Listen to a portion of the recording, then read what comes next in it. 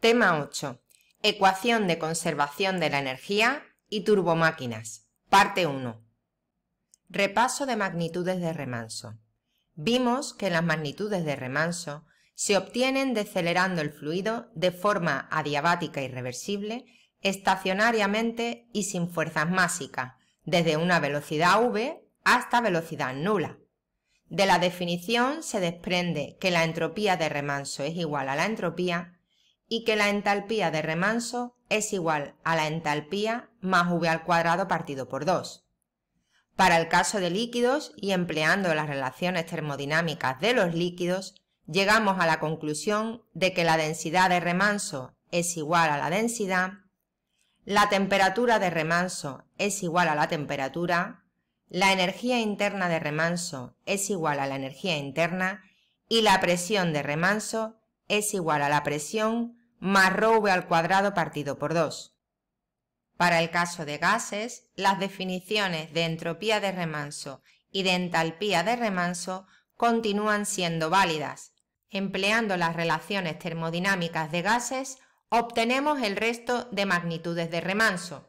De la definición de entalpía de remanso y teniendo en cuenta que la entalpía de remanso es igual a C sub P por la temperatura de remanso y que la entalpía es C sub P por la temperatura, obtenemos que la temperatura de remanso es igual a la temperatura más v al cuadrado entre 2 C sub P.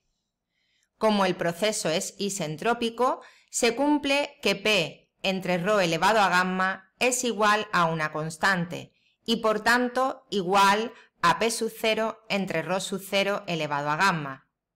De aquí obtenemos que la presión de remanso entre la presión es igual a la temperatura de remanso entre la temperatura elevado a gamma partido de gamma menos 1. Empleando la ecuación de estado, obtenemos que la densidad de remanso entre la densidad es igual a la temperatura de remanso entre la temperatura elevado a 1 partido de gamma menos 1. Ecuación de la energía. La ecuación de conservación de la energía no es más que el primer principio de la termodinámica por unidad de tiempo.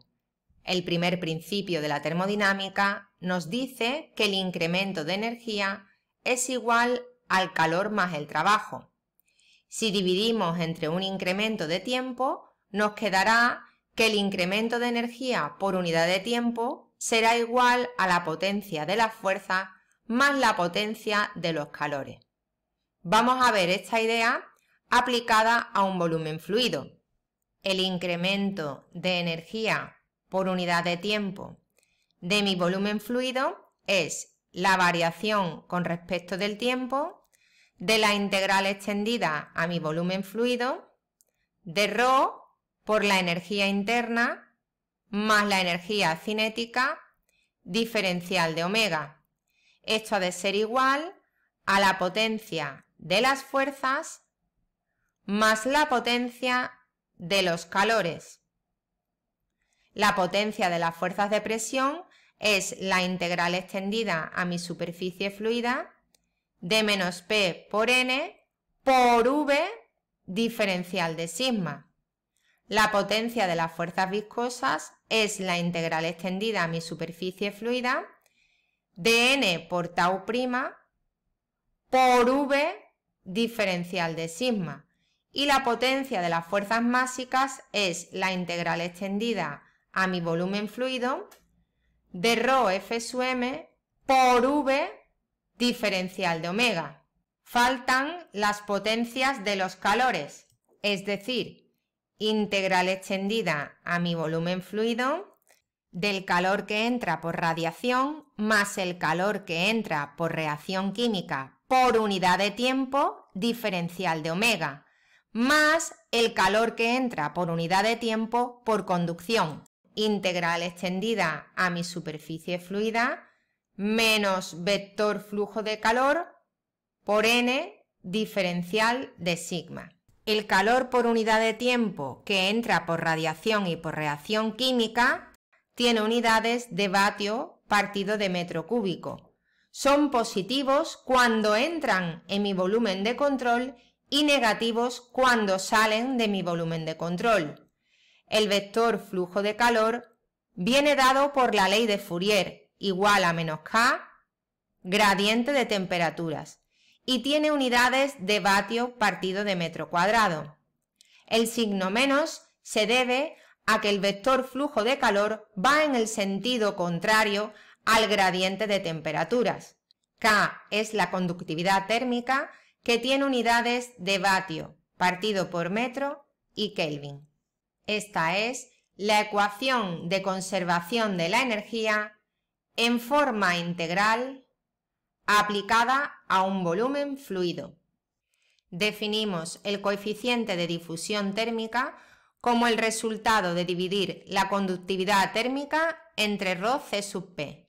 Tiene unidades de metro cuadrado partido por segundo y mide la velocidad a la que cambia la temperatura de un material cuando se pone en contacto con una fuente de calor.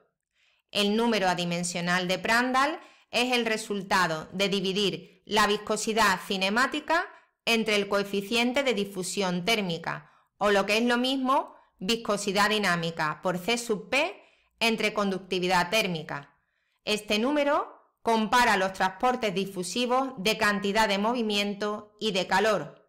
Para gases el Prandtl es de orden unidad y para el agua el Prandtl es aproximadamente igual a 8. Forma integral aplicada a un volumen de control.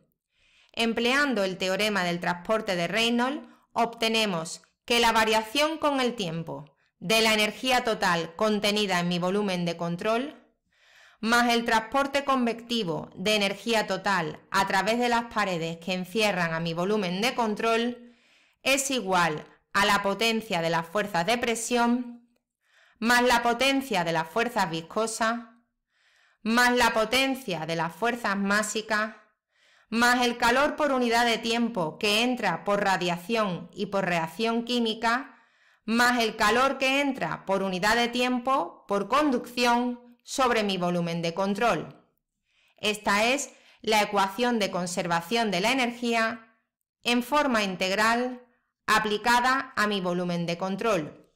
Vamos a obtener otra forma de expresar la ecuación de conservación de la energía en forma integral y aplicada a un volumen de control.